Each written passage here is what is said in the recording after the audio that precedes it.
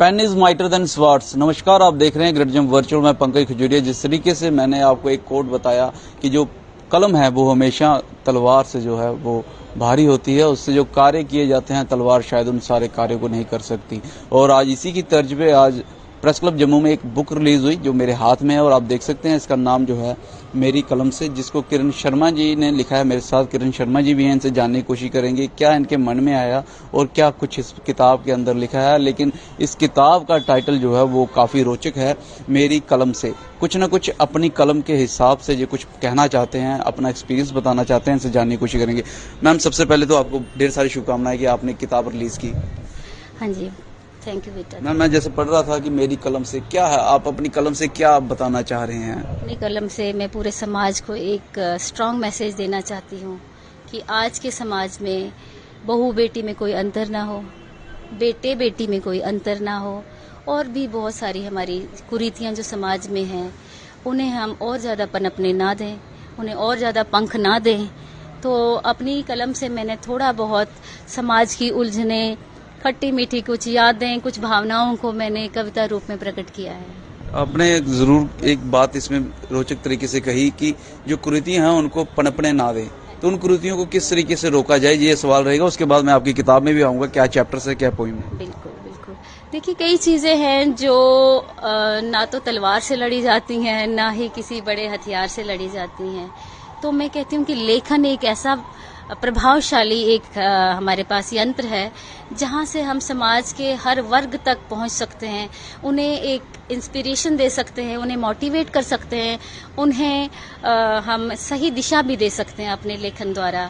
तो ये जो मेरी कविता रूपी ये पुस्तक जो है, इसमें बहुत सारी अलग अलग तरह की अलग अलग परिभाषा लेके हम मेरी ये कविताएं हैं जो हमारे समाज में मुझे लगता है ऐसा कोई पहलू नहीं है जिसको मैंने छुआ नहीं है। मैं देख रहा था इस किताब को, लगभग इसमें कैमरामैन को कहूँगा दिखाएं 100 के करीब जो है इसके अध्याय यानी कि चैप्टर हैं और काफी रोचक चैप्टर हैं, जैसे नई पाठशाला, अशुधारा, मन की व्यवस्था, चिंता, लड़कपन, कश्ती, मेरे पापा, असर कोरोना काल को भी आपने बीच में लेके आए हैं, बदलाव, इंसानियत, महबूब, रिश्ते, दर्द वो भी कान का जो है वो मेंशन की है, जीवन अनमोल। तो ये सारी क्या फिक्शन के हिसाब से आपने लिखी हैं कि जहाँ आपने कोई रियलिटी या एक्सपीरियंस के हिसाब से लिखी? ये सारी रियलिटी क्या कहूँ, ये एक्सपीरियंस बेस्ड हैं, कुछ पर्सनल एक्सपीरियंस नहीं कहूंगी, कुछ आसपास के सामाजिक अनुभवों पे आधारित है, और एक आध जो है जो कान का दर्द है जो मुझे पूरी लाइफ सताता रहा उसके बारे में है। अच्छा, कान के दर्द से परेशान थे आप?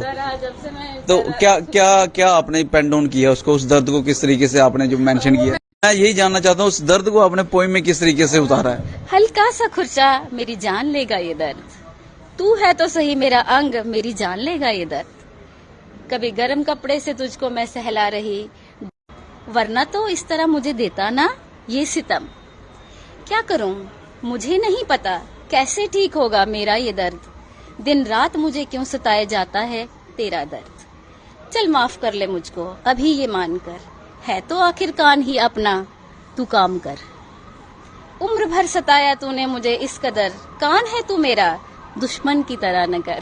मतलब कान को भी आप जो है अपना आज भी है कान को आप अपना भी कह रहे हैं, लेकिन उससे शिकायत भी कर रहे हैं कि तेरी वजह से जो है वो दिक्कत है। अपना ही अंग है, और मुझे इस कदर जब से मैं एग्जाम्स पास आते तो मुझे कानों में मैंने पिंस लगाई होती, मैं खुरचना स्टार्ट करती, फिर पस पड़ जाती, फिर फीवर हो जाता और फिर बीमार हो जाती।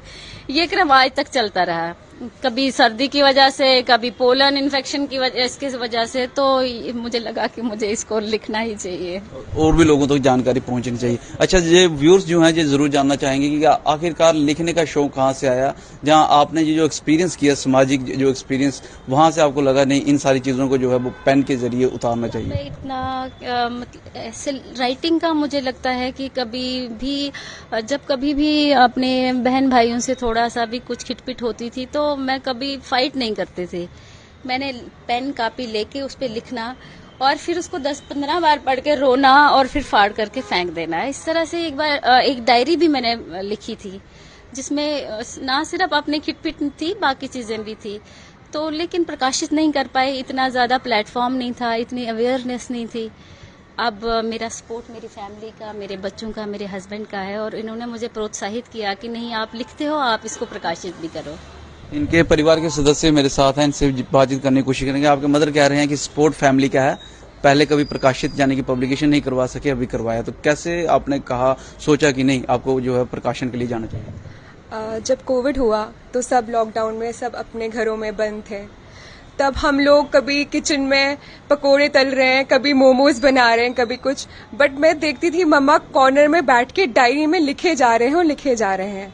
मेरे एग्जाम्स थे और मैं इतनी डेडिकेटेड नहीं थी टू बी ऑनेस्ट, और मेरी मम्मा इतनी सिंसियरली पेन और डायरी लेके शाम को रात को 2 बजे तक वो अपनी करेक्शन और एडिटिंग करते रहते थे।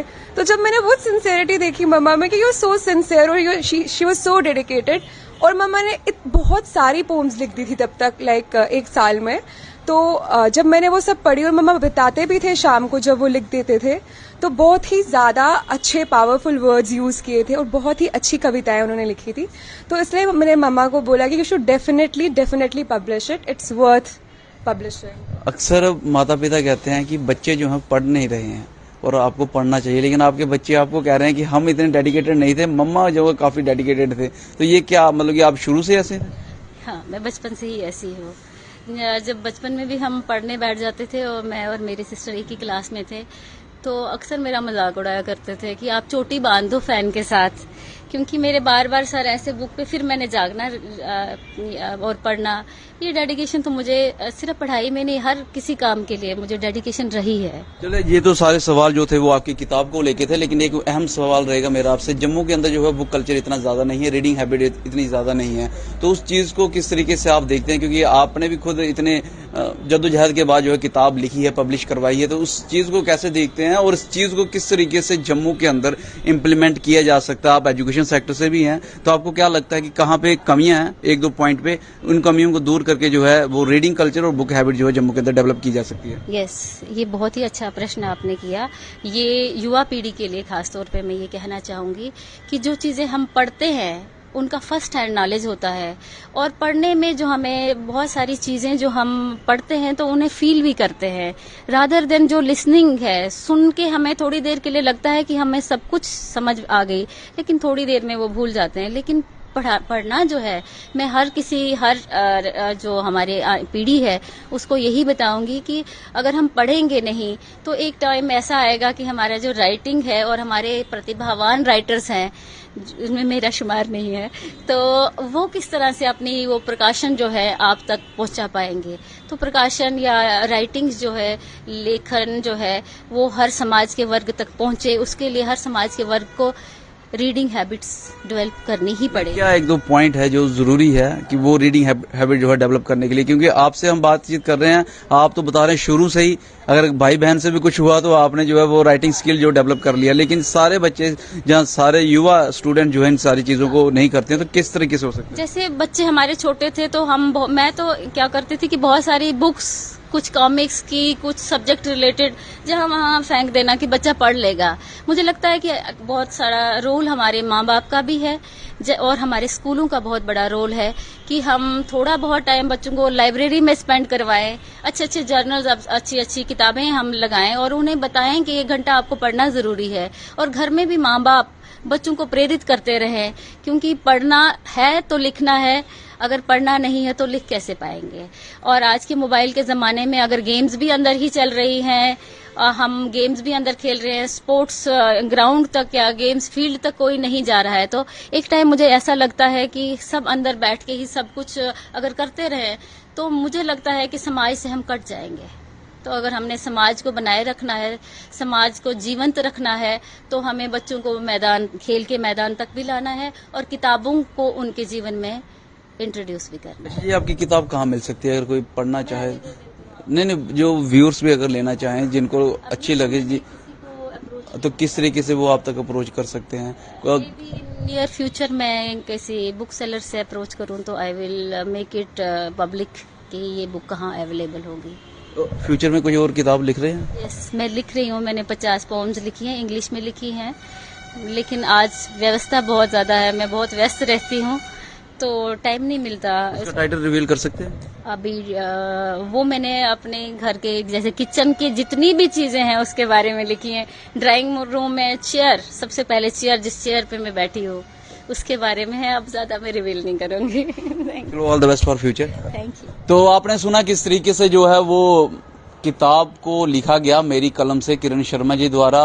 अक्सर बचपन से ही जब किसी बात पे आनाकानी होती थी तो उन सारी चीज़ों को जो है वो एक पेपर पे याद डाउन करते थे, उसके बाद उसको पढ़ पढ़ के फील करते थे। उसके बाद आज एक वक्त आया जब उन्होंने अपना वो एक्सपीरियंस जो भी वो समाज में फील करते थे उसको एक किताब में पब्लिश के तौर पे जो है वो उन्होंने निकाला और उसका नाम दिया मेरी कलम से। इसमें बड़ी रोचक कहानियां और पोइम्स लिखी हैं और लगभग 100 के करीब जो है वो अध्याय हैं, चैप्टर हैं इसके अंदर, और कान के दर्द के ऊपर भी इन्होंने लिखा है।